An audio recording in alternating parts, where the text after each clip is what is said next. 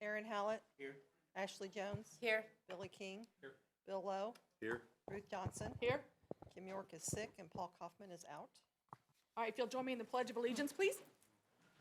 I pledge allegiance to the flag of the United States of America and to the republic for which it stands, one nation, under God, indivisible, with liberty and justice for all. Thank you. Our mission statement is preparing each student for a successful and meaningful life. Is there a motion to approve the agenda? So move. Is there a second? Second. Any discussion? All in favor? Motion passes unanimously. Thank you. On to recognitions. Dr. Monses. And Mr. Lowe. If you'll join me up front. All right, this evening we have the distinct pleasure of honoring several of our students for their outstanding accomplishments, and we're in the fine arts this time. We're talking to All-State Band and All-State Choir. So as I call your name, please come forward. We're going to start with some All-State Band members.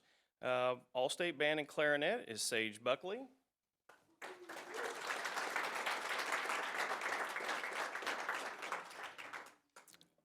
All-State Band and Flute is Lila Manning.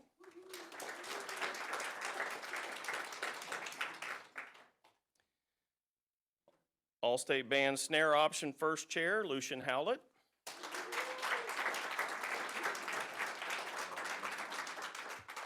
All-State Band Snare Option Alternate, Zarin Jathal.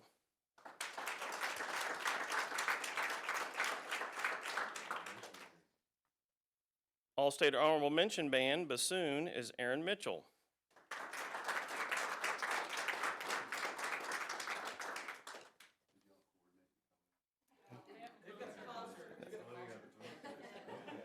And All-State Honorable Mention Trumpet is Hayden Smith.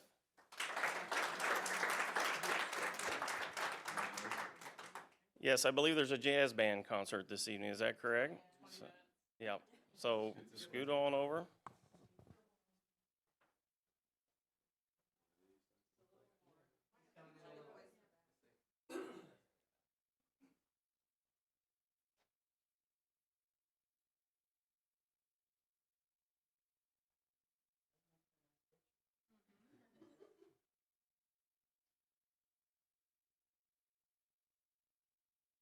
Now, just curious, how many of you are doing either a solo or a small ensemble at music contests?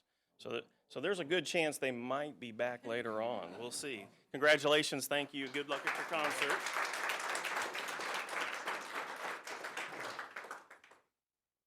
All right, next up is some of our all-state choir members. So as I call your name, please come forward. And I know they're not all here this evening, but we'll recognize everyone.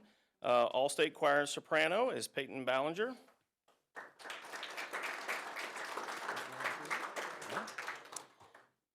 Also, All-State Choir soprano Chloe Coons. All right, this one's here, All-State Choir bass, Robbie Keys. Just got done singing the anthem at the basketball game. All right, All-State Choir bass, Austin Planker.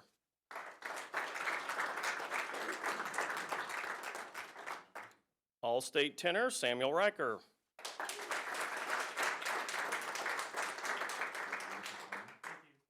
All-State alternate tenor, Mark Moorhead.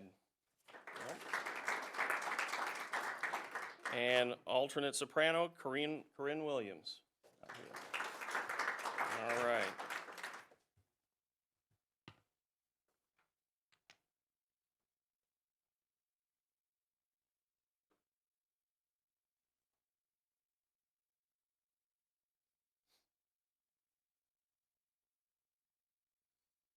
All right, congratulations and thank you for being here this evening.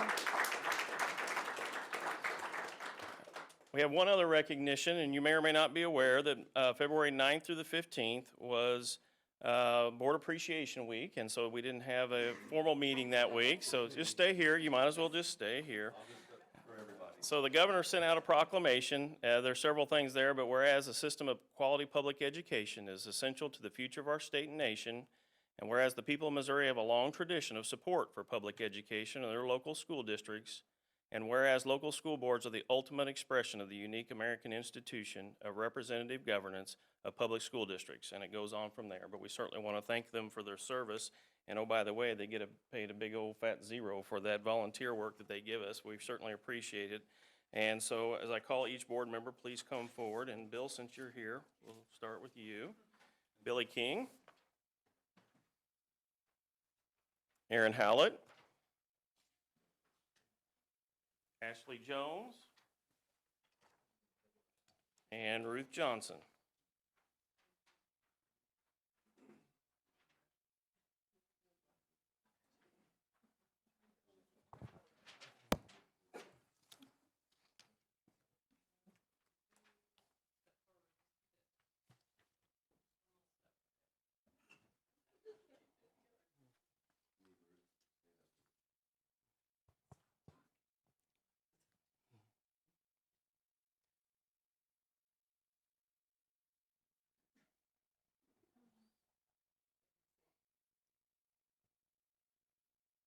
Let's give them a round of applause for the service to our community.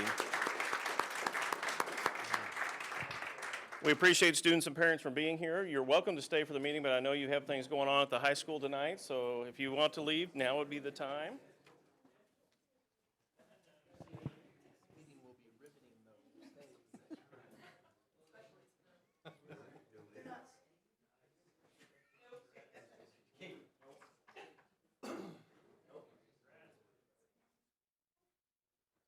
Okay, is there a motion to approve the consent agenda? So moved. Is there a second? Second? Any discussion? All in favor? Motion passes unanimously. Thank you. Public comment. There's none tonight. Okay, thank you. On to informational items. Energy management update. Mr. McLean.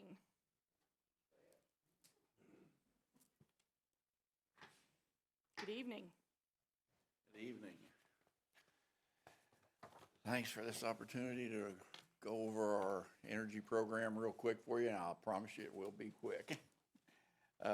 Energy program is going really good. The program this year, I put a couple of different sheets on our slide program. These first two sheets we have, this one here is a yearly summary of 2019, and we got a slide following it that was 2018, just to show you the difference in the 2 years. I had a couple of board members that were liking to see the difference from year to year. Our program does not do a year-to-year comparison. It works on the premise of that first column. If you look at it, it's BATCC, and what that stands for is it works on a program and a mathematical equation that it stands for baseline adjusted to current conditions. And so it takes a baseline year and takes that consumption and projects it into modern, whatever the time period you're going to do. This one here is just for that year. Shows you what the cost would be if the consumption was the same as it was during the base year. And then the actual cost is what we actually spent for that building. When you compare those two and do the math, then you come up with a cost avoidance, how much cost we avoided for that time period, and that's the percentage that we have for the savings that we talk for that certain time period. We can do this for any time period. I just ran these two reports to show you a couple of years. I do this every month for every building that we do, and that's one way that I just kind of keep track of how the buildings are doing. Can you refresh my memory on why there's such a gap on different buildings? Yes, I'd be glad to. You notice Raymore did really good these 2 years in a row. Prior to that, it didn't do that good at different times. Our older buildings actually done good. I also keep another chart, and I probably should have, I could do all kinds of charts, and I could load you all up with all kinds.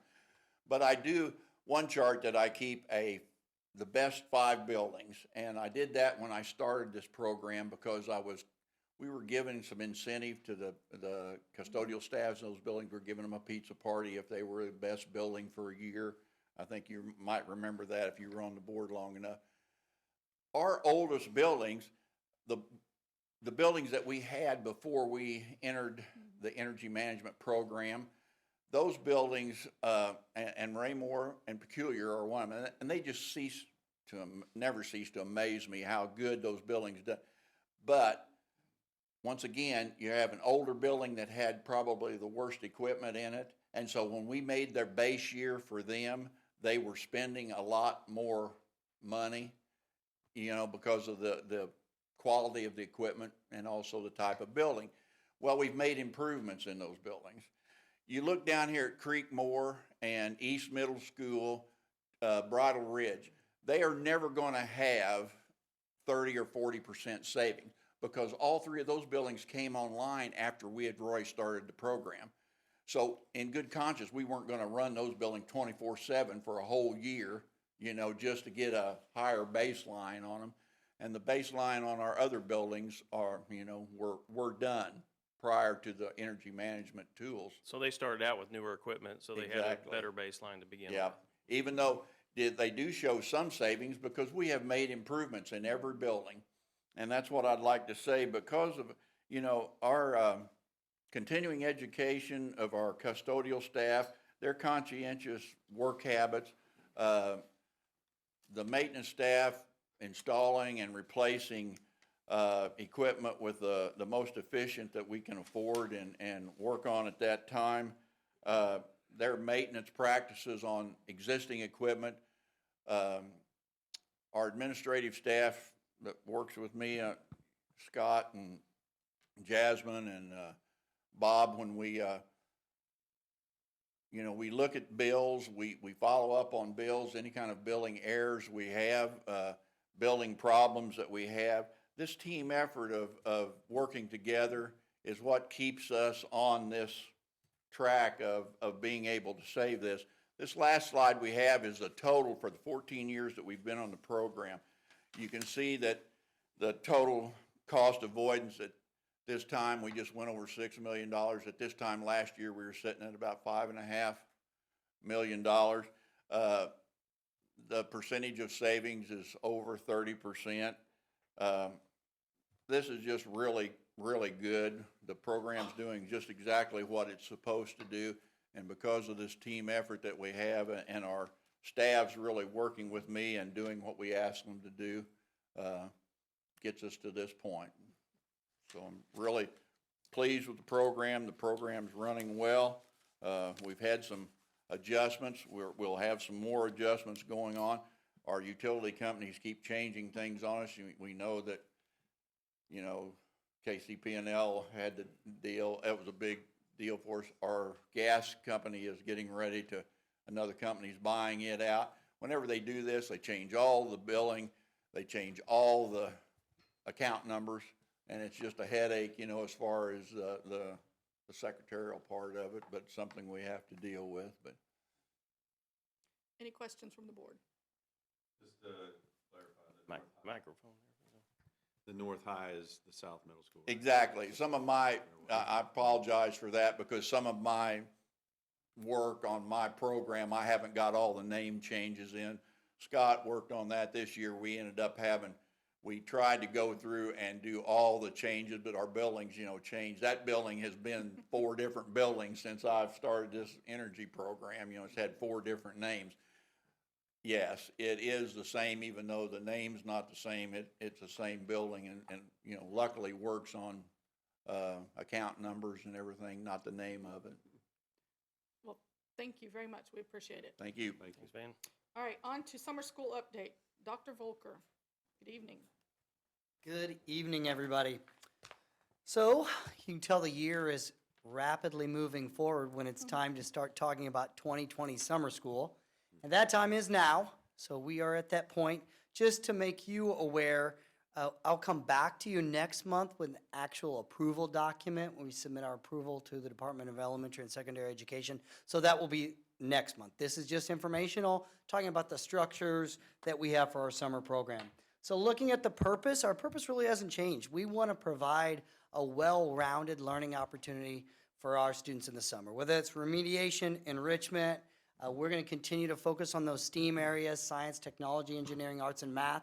We've seen great program success with that. We get great results back from our community when we ask them every year about their satisfaction with the program. Would you like to continue that? The second bullet is really about continuing to provide students at the high school level with multiple course offerings, whether that's credit recovery, online coursework, or expanded course options across all of our other classes. We really want students to be able to take a multitude of classes so that then they have more freedom during the school year to take courses that are in their interest area. So looking at the structure, we're going to keep it very similar. 2-week thematic units centered around that STEAM instruction, Monday through Thursday at the elementary and the middle level. High school is Monday through Friday. That's 19 total days. That is a full 4 weeks. So elementary and middle school, you can take that in 2-week sections, first 2 weeks or the second 2 weeks, or of course they can take all 4 weeks as well. We're going to continue with our online registration. Probably our biggest change this year is our program continues to grow. We're actually proposing to add another elementary site. So to go from 3 elementaries to 4 elementaries for summer school. Looking at Creekmore and Timber Creek boundaries areas, partnering being at Creekmore, Eagle Glen being its own elementary boundary area for summer school. It was very well attended. It was very full at Eagle Glen last year. Bridal Ridge and Peculiar being together at Bridal Ridge, and then Raymore Elementary hosting this summer. We're excited about that. Often being one of our older buildings, we tend to have to do a little more work there, but this summer it is available for us to use for summer school, so I'm excited about that. So Stonegate and Raymore kids will be at Raymore. The second, we're only going to have one secondary site, which is a little bit different for us. In order to keep our transportation, which we are very glad to be able to offer to all of our students, and be able to get the work done that we need to at South Middle School. We've had summer school at South Middle School for a while now when we put that transportation and offered that. So we'd like to have summer school just at Ray-Pec High School. We're thinking about having the freshman area, the upstairs, just be a middle school summer school. We've already talked about planning how to have summer school at the high school. So middle school students will be at the second floor of the high school, and then all of our other high school courses, we've got plenty of space. It's a great location to be able to do that. And that way we'll be able to get work done that we need to at South Middle School while still being able to provide transportation, which has been a real big key. So that's probably our most significant change. If you keep going down to the second page, another pretty significant change is the high school 912. We'd like to offer a 1.5 credit maximum, which is essentially is 3 classes. We had capped that at 1 credit in the past, but now that we have many more online offerings and those offerings go all the way into July, it didn't make sense to say that, we just want to keep that at 2 courses. So we want to offer our high school students the opportunity to take upwards of 3 classes this summer for credit that would go towards graduation. We think that will really be a very positive change for our students and our families and really open up schedules and give them more flexibility, especially as we expand program offerings that might be half-day programs. Now they'll be able to do more in the summer if they'd like to and have more opportunity during the school year to do some of those other programs we know they're interested in. So we think that's just an exciting opportunity for our students and our families. Looking at our calendar, knock on, I don't have any wood anywhere close to me. June 1st, we're hoping that will be our first day of summer school, and we really believe it will be able to. Inclement weather, we already talked about students will finish on, I should have written that down, the 22nd? 22nd, that Friday. That gives us some time in between. We still have some staff work time that we'll have to work out if we have more inclement weather days, but we truly hope to be able to start June 1st and finish with our coursework on June 25th, unless you're in a July course, and that runs during that month, and those are online. So I really, at this point in time, one other thing before I answer any questions we might. On the 3rd page, we're looking at adding a couple positions that historically we haven't had in the past. As our program has grown, we really need more help at the counselor level and the registrar level. So we'd like to add those two, registrar being part-time, to help with all the enrollment and all the online enrollment.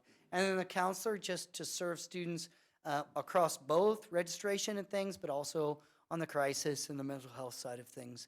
We'd like to have a counselor on full-time during the summer to help us with that as well. So I've included the timeline and just what we're trying to accomplish with that so we can get ready for summer school. But I'd be happy to answer any questions you might have regarding this summer. I know Are that was most a of lot. our online options through launch, are they just a half a credit each when they do it in the summer? Yeah, you can take, I mean, if you wanted to take a full credit, you could take 2 courses and get a full credit. But one course would just be a half Yeah, a credit? for the Okay. most part, yes. Okay. I noticed launch there, it says no AP. Do we offer any AP over the summer? I or do no? not believe we have AP that we offer over the summer, Dr. Barr. I do not believe we do. Okay. And we don't really want to offer that weighted credit during the summer as Yeah, I well. think so. We think that it's more consistent if we keep it the regular course offerings. Any other questions? All right, thank you, Dr. Okay, Volker. I'll be back next month for the formal approval. Okay. Thank you. On to action items. The 2020-21 health insurance and staff benefits. Dr. Hatfield. With some good news. Yes, some very good news. Good evening. Before you this evening, I'm asking for approval for our insurance and benefits that the board provides to our full-time district employees. We were very pleased after a meeting earlier in February with CBIZ to learn that our renewal rate for this upcoming year was 0%. To say that's nothing less than huge would be an understatement, because it certainly is. Originally, they came back with a 0.8% increase, but CBIZ negotiated that down to 0% for us. There are no major plan changes due to a federal law change. One of our deductible plans had to go from $2,700 to $2,800, which was a requirement of law, not of Blue Cross Blue Shield. And additionally, Blue Cross Blue Shield is adding weight loss counseling and surgery and treatment to our plan for 0 cost. That's something we've been looking at for many years, but it always significantly raised our premiums. I think they've just advanced enough with some things that they are now providing that more often. In addition to a 0% increase with our medical insurance, we also have a 0% increase with dental and the life insurance that the board provides, as well as our employee assistance program, which is a benefit you provide to all employees regardless of their eligibility based upon being full-time. We will soon learn about our other ancillary benefits. They're not the ones that you pay for. They're things that employees can pay for, such as critical illness, hospital indemnity, long-term life insurance with a long-term care policy. So it doesn't impact our budget at all. Team Ray-Pec got this news last week, and they were excited. Just a 5% increase in our premiums would have almost cost $300,000. So this is a really big deal for us to be at 0 again. Any other questions for Dr. Hatfield? All right, is there a motion to approve the 0% increase for 2020-21 health insurance and staff benefits? Did I say that correctly? So moved. All right, is there a second? All right, any other discussion? All in favor? Motion passes unanimously. Thank you. And your department for all the hard work with that. Thank you. Okay, on to peculiar storefront replacement bid. Dr. Pettengill and Mr. Dobson. Good evening. Good evening. This year, we've been blessed with being the first one out for a lot of these projects. So we're seeing the benefits of getting advanced RFPs out, requesting those proposals before any other schools have theirs out. So we get first dibs at a lot of the vendors, and we're seeing some great prices. With the peculiar storefront, as we discussed in our capital project planning with the board earlier, we did go ahead and solicit bids for an aluminum storefront replacement at the main entrance at Peculiar Elementary School. This is part of a multi-year process to upgrade all the doors and windows at both Raymore and Peculiar. So this is one of our steps. 3 vendors responded to the RFP. Duranautic Door Incorporated was the low bidder and is the vendor being recommended to provide the labor and materials for this project. Any questions? I'm sure they're gonna be happy to get this. Is there a motion to approve the base bid, alternate 1 and alternate 4, for the replacement of storefront at Peculiar Elementary from Duronautic Door Incorporated in the amount of $68,515 plus a 5% contingency for any unforeseen issues? Is there a second? Second. Any other discussion? You want to say it next time? All right, all in favor? Motion passes unanimously. Thank you. Now on to Stonegate rooftop unit bids. Well, as we've discussed, the rooftop units are RTUs, and Stonegate Elementary are original. So they are our last RTUs from the 90s, so they're due. So maybe this will help some of Van's numbers even more next year with putting brand-new rooftop units on there.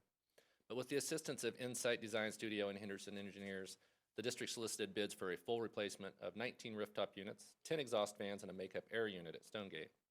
8 vendors responded to the RFP, although one of those vendors, Systech, actually submitted the bid for the wrong project. So that number is a little bit skewed there. We can't actually get it done for 10% of everyone else's bids. But SGI, Stranger Industries, and F&G Mechanical were all comparable in price. Each of these vendors were then interviewed by district personnel, along with the assistance of Henderson Engineers.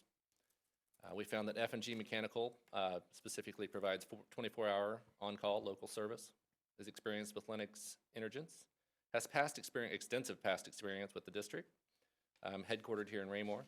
Furthermore, the plan of attack for the entire process, we researched storage of units before and after installation, controls experience, amount of work that would be subbed out, their service capabilities, the project duration, timeline.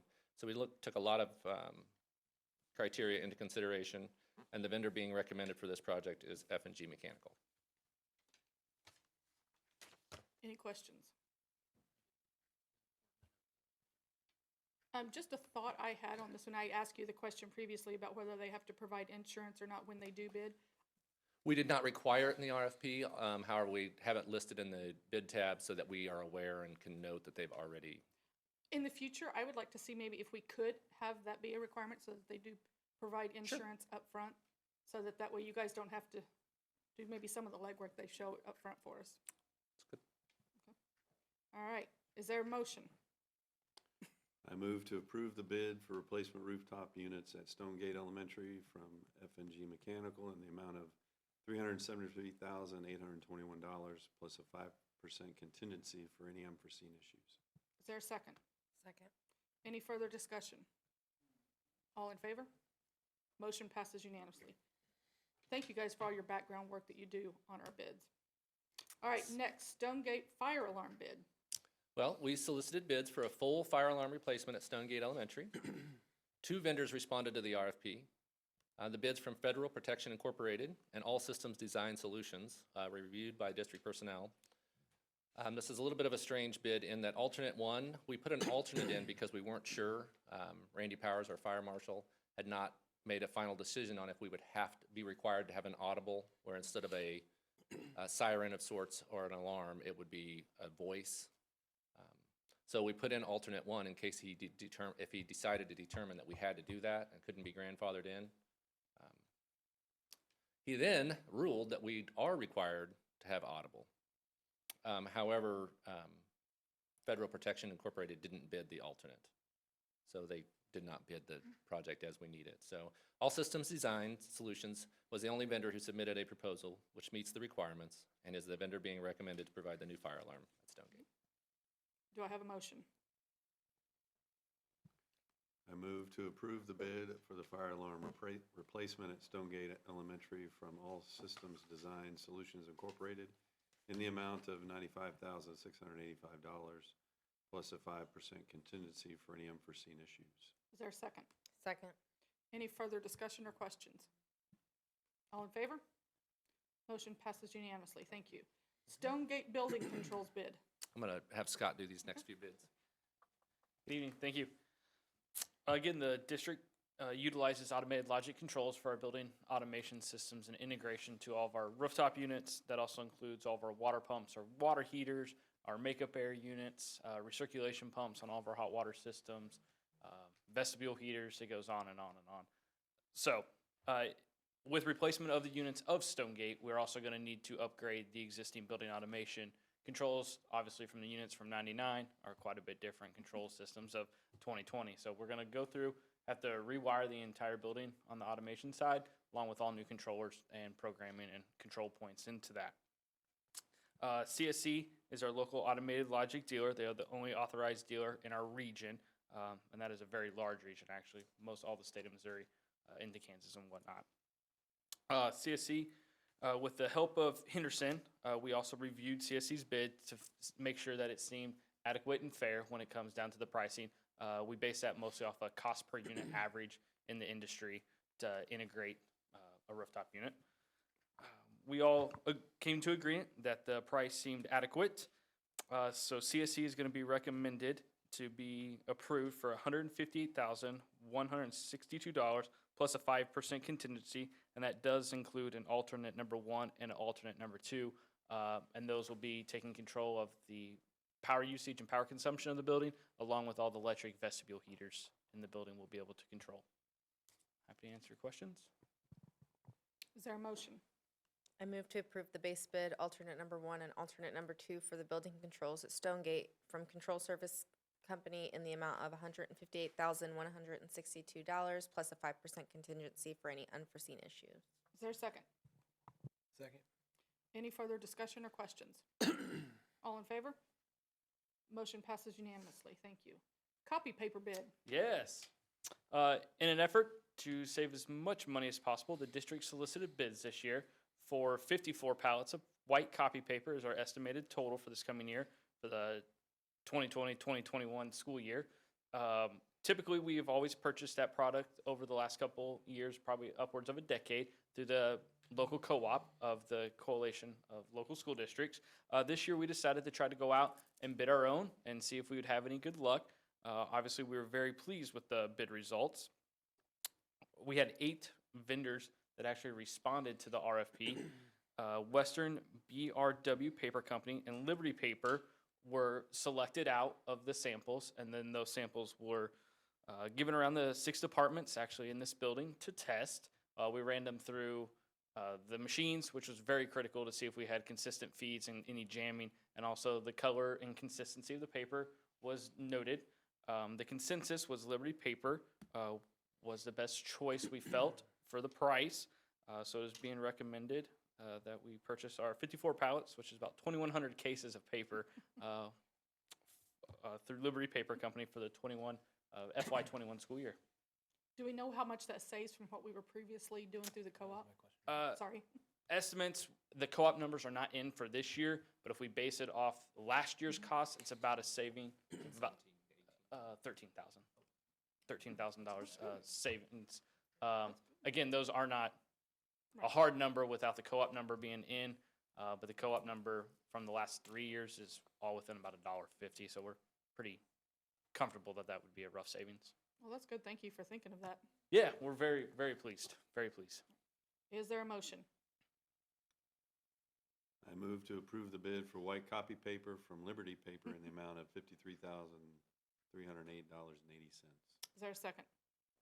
Second. Any further discussion or questions? All in favor? Motion passes unanimously. Thank you. Ford Transit bid. Yes. Again, outlined in the capital projects planning is our current updating of the fleet of the district. We have quite an extensive fleet these days, but we are trying to turn over as many vehicles as possible and try to keep them as new as possible. This year we are working mostly on a skid steer, which will come later next month, and then the Ford Transit Connect vehicle here for this coming year. We plan on not retiring the vehicle. This is going to be replaced. We're actually going to reutilize it for some other district needs as it comes to catering, and then also for technology use over the summer. So we're pretty happy about that. We solicited bids for this. We actually got 2 responses this year from Blue Springs Ford and Midway Ford. Blue Springs Ford was the low bid on that vehicle. They were spec'd identical. So we are recommending that Blue Springs Ford for the purchase of the Transit Connect. We've used Blue Springs Ford before, haven't we? Oh, we have not recently. Oh, okay. We have not For recently. customer service aspect?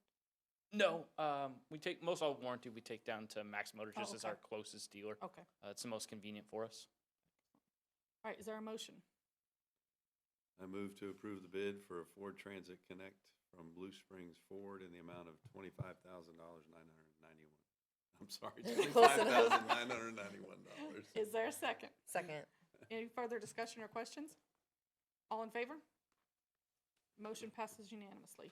Thank you very much, All right, guys. thank you. On to vocational enhancement grant. Dr. Barr, good evening. Good evening. For the past several years, the staff at the Ray-Pec High School have been working to expand or enhance our current course offerings for students with the purpose of preparing them for post-secondary options and that match with career interests that our kids are expressing. So these enhancements have been over a broad range of topics, but we've really been focusing on engineering, biomedical science, and computer science. And through that, students have been provided opportunities to enroll in courses that give that real-world experience or closer to it and require critical thinking and problem-solving skills. They also are able to earn credentials, certifications, and then possible college credit and or scholarships. And all of these will aid students in that post-secondary effort. So this year, Dr. Volker's been up here in the past mentioning about a new machining program. This program would be taught in coordination with MCC and allow students to earn both high school and college credit for up to 20 credit hours in 1 year. In addition, students would leave with multiple certifications and milling and lathing and a possible paid summer internship. And this would expand some of those offerings into the skilled technical sciences. So that's kind of our next venture. Luckily, the state of Missouri does offer some funding for schools to do that kind of expansion through matching career education grants. And through that career enhancement grant, the state and local districts share the cost. Much of the equipment can be reimbursed up to 75%, and then smaller items under $1,000 can be reimbursed up to 50%. And so through this year's grant that we would like to submit, equipment and technology will be purchased to do the 4th course of the Project Lead the Way biomedical sequence, biomedical innovation. So that will complete that course sequence. Offer the 3rd course in the Project Lead the Way computer science sequence, which is computer science principles, and then offer our new machining program in coordination with MCC. The total grant request is for $653,367 with a possible reimbursement up to $467,546. Breakdown of requests by program. Biomedical innovation, we're looking at $8,355 with a reimbursement of $4,177.50. Computer science principles, $3,225 with a reimbursement of $1,612.50. Those are both significantly smaller because we've purchased most of the equipment for that as we purchased for previous classes. Luckily, a lot of the equipment you use multiple years, and so really now what we're paying for is minor pieces of equipment and staff training. The machining program, no surprise, is the biggest cost, $641,787 with an estimated reimbursement of $461,756. You can tell I'm not a math person. I also want to just mention that this was definitely a team effort. We had lots of meetings with Dr. Pettengill, Dr. Volker, Stephen Miller, Steve Hatfield, who all helped with this. And then special thanks to Scott Dobson because I myself did not know what to order for a machining program, and he helped out with a lot of that footwork. So we're asking for approval of this grant to be able to submit it to the state tomorrow. Any questions? Just a general question. This is our last one for the biomedical. Is this our last one for the computer science? There is one more option Okay. for computer science, but computer science is very interesting in that the other sequences are you have to do it this way. Computer science, you can kind of go any way, but the last offering would be Computer Science A, which is one that's aligned to the AP Computer Science, so kids can get Project Lead the Way and then also AP credit. And that would be what we would do in 21-22, hopefully. And the major components we had to buy for those, what was the timeline for those as far as their usage? Are they long-term investments that we're not going to have to worry about really soon? Most of the equipment really is. Probably the shortest term is the computers, but we're still working off the computers that we've originally been using. We do buy really nice ones right off the bat with the intent that they're going to last for a long time. And did we find a housing location for the machining yet? I believe we do have one at our academy building in the old industrial arts kind of area. We've definitely spent a little time there scoping that out. All right. Any further questions? All right, is there a motion? Is the motion to approve the grant request, is that the, wait, okay. To total grant request is $653,367 with a possible reimbursement of $467,546. Is there a motion? So moved. Is there a second? Second. Any further discussion or questions? All in favor? Motion passes unanimously. Thank you. Thank you. All right, thank you, Dr. Barr. Peculiar TIF Commission appointment. Dr. Monses. You may or may not be aware that City of Peculiar is entertaining a TIF project to upgrade the Country Mart store to Cosentino's Price Chopper. I assume they're buying that facility and wanting to make upgrades and improvements in that area, and they're considering a financial incentive package under the TIF statutes to help finance some of the infrastructure related to that. So, to my knowledge, it's the first TIF project for Peculiar. I don't know, Pam, if you can remember any previously, but I think this is their first one.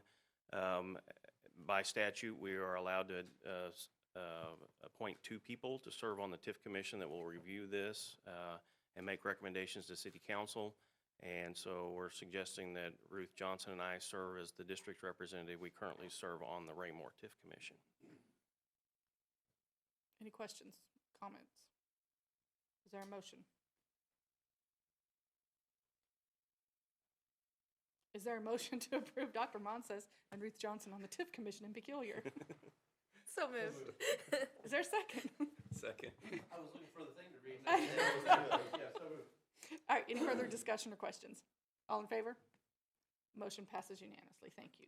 Committee reports. I can't say those for you. You got to do your own.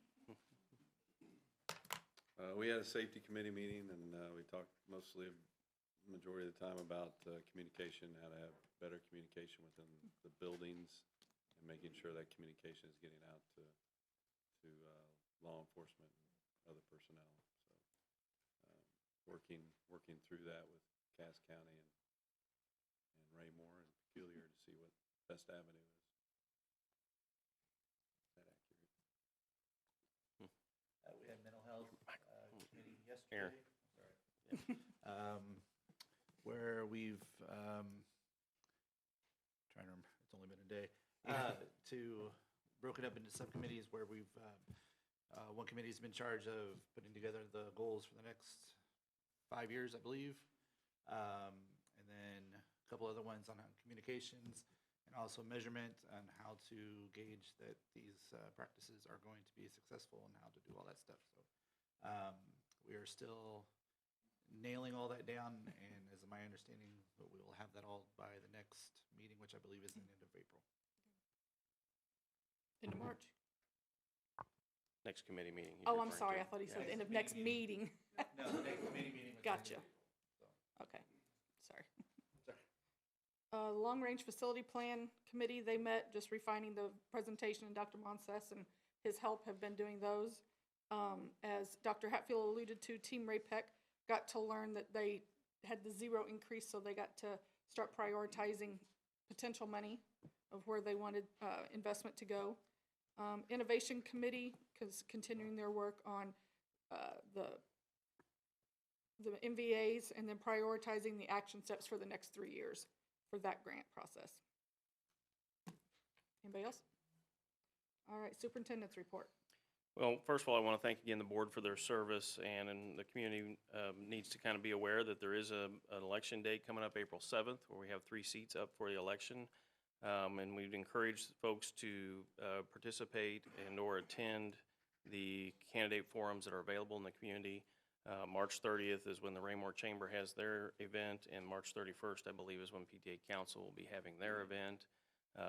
And I think the city one will be, Raymore one will be broadcast on the local cable network, and then I believe PTA Council is recording theirs as well. So that information will be available to folks. I also want to congratulate our Teacher of the Year and Support Staff Employee of the Year nominees and finalists. We have a banquet scheduled for April 7th where we'll reveal the big winners. That's always an exciting evening, and invite the community to participate in that. As Ruth mentioned, long-range facility planning meetings are ongoing. We will have in our e-newsletter tomorrow that we have 2 dates scheduled for just general meetings. We've right now at this point been presenting at all of our different constituent groups throughout the district, staff and booster clubs and PTAs and even some of the community service groups. We're going to continue to do that through March, but on March 10th, we'll be at the high school at 6:30 for anybody that wants to come and hear the presentation, give input, or March 11th at Raymore Elementary. So those are two options for the general community. And probably by the time we get back from spring break, we'll send out a voiceover PowerPoint with a link to the survey as well, so that anybody that doesn't get a chance to come to one of the presentations can still give their input. So we're looking forward to that process. It's been good so far, and it's good to get the community's input as we move forward on that. A lot of news information about the coronavirus and what's happening throughout the world. Thankfully, at this point, there are no confirmed cases that I'm aware of in Missouri or Kansas, but we are obviously on the watch. And in our case, as a school district, we're doing a lot of extra cleaning procedures. It is flu season, and it's a pretty hard flu season or difficult flu season, so it helps both for typical flu and for the potential for any other infectious issues coming forward. So that extra cleaning is going on, and we're going to really focus on personal hygiene with our students and staff over the next few weeks too, to try to make sure we stay ahead of all that. Attended a meeting this morning, the Belton Regional Advisory Board, and that was a topic of discussion. And so the difference here with coronavirus is that instead of presenting like a typical flu, it presents more like a respiratory issue or more of a cold-like, but then it gets usually into the lower lungs and it compromises folks' ability to really breathe appropriately and so forth. So we're going to be sharing more information with our community over the next week or so as we need to, and hopefully we'll be ahead of it if it ever gets here. But we're watching it closely. And then finally, I'd mention that winter activities are winding down. Basketball districts are next week, and that's kind of the end of the winter season, and now we're getting into the spring season. Activities start next week for spring activities, and then we're getting into that contest season for DECA, FBLA, band, choir, speech and debate. All of those things are ongoing throughout the spring, so we wish everybody well for that, and that's all I have. Okay. Board of Education comments. Well, to those of you on the board that had kids in the play, it was amazing. That was such a good play this time. They all did well. And the gala was fun again this year, as always. And I was able to attend Legislative Day and got to talk with 4 of our 5 state reps and 3 of our senators, that 2 of were not ours. So it was some really interesting discussions. So, anything else? All right, calendar of events. March 11th is the Cass County Spelling Bee here in this room at 10:30. March 12th, work session at 6 p.m. And March 24th is our next regular board meeting, 6 p.m. closed, 7 p.m. open. And just to note that March 24th is a Tuesday instead of the regular Thursday because of scheduling conflicts, in case anybody in the community wants to be aware of that. Thank you. All right, and we are adjourned. Thank you guys for all your